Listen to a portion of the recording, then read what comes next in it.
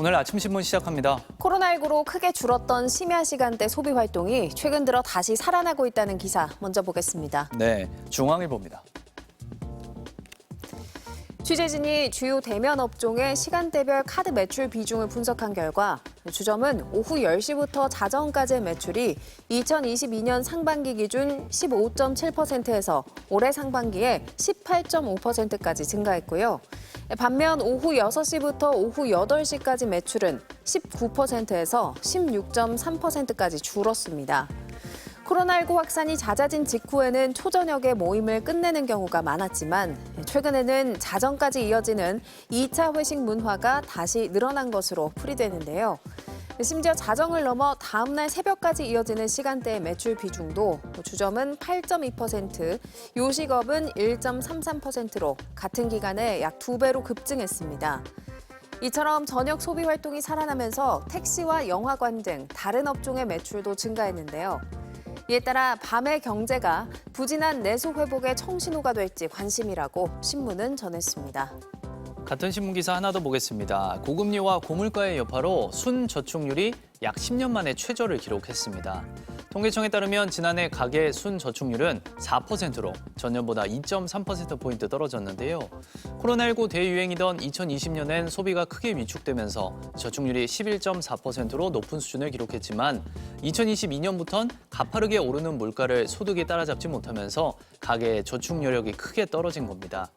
가계소득 증가율은 2022년 5.4%에서 2023년 2.6%로 크게 둔화한 반면 가계소비 증가율은 같은 해 8.8%와 5%로 소득 증가율을 웃돌았습니다. 또 고금리의 장기화로 지난해 1인 이상 가구의 월 평균 이자 비용이 1년 새 31.7% 급증한 것도 저축률 감소의 원인으로 꼽히고 있다고 신문은 전했습니다. 이어서 조선일보입니다. 과거 불치병 진단 등 극단적인 상황을 앞두고 선택했던 난자 냉동이 이제 2030 여성들의 결혼 전 필수 옵션으로 대중화하고 있다는데요. 전국 의료기관에서 보관 중인 냉동 난자 개수는 2020년 4만 개가량에서 지난해 10만 개가량으로 크게 는 것으로 나타났습니다. 지난 12일 서울 성수역에서 열린 난자 냉동 팝업 스토어에는 20일까지 10,000명이 넘는 여성이 방문하기도 했는데요. 결혼과 취업, 출산 등이 전반적으로 늦춰지면서 한 살이라도 젊을 때 난자를 보존하고 싶다는 여성들의 수요가 몰리고 있는 겁니다. 자궁보다 노화가 빠른 난자를 가입력이 유지되는 30대 초반에 채취해 보존하는 것이 늦은 결혼에 유리하기 때문인데요.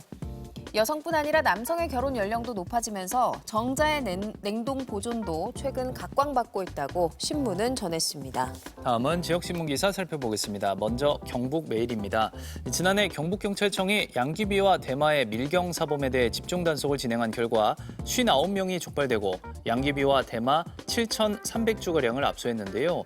그런데 유독 60대 이상 노년층 마약 사범이 많았다고 합니다.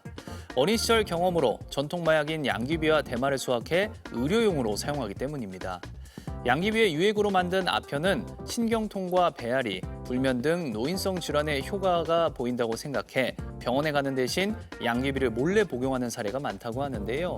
양귀비와 대마는 중독성이 강하고 환각작용이나 중추신경마비 등 심각한 부작용이 발생할 수 있어서 철저한 단속이 필요하다고 신문은 강조했습니다.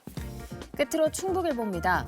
충북도가 저출생 대책의 하나로 추진하는 충북형 청년주택에 대해서 주민들의 반감이 커지고 있다는 기사입니다. 충북형 청년주택은 2028년 입주를 목표로 한 토지 임대부 분양주택으로 주변 아파트 시세보다 30%에서 40% 정도 저렴하게 공급해서 반값 아파트 사업으로 불리는데요. 하지만 청주시 주민들은 사전 설명이 충분하지 않은 데다 교통 혼잡과 조망권 침해, 소음과 분진 발생 등을 이유로 반대 운동에 나섰습니다. 주민들은 청년주택 대신 정치인들의 선거 공약이었던 복합문화시설이나 도서관 건립 등을 요구하고 있습니다. 지금까지 오늘 아침 신문이었습니다.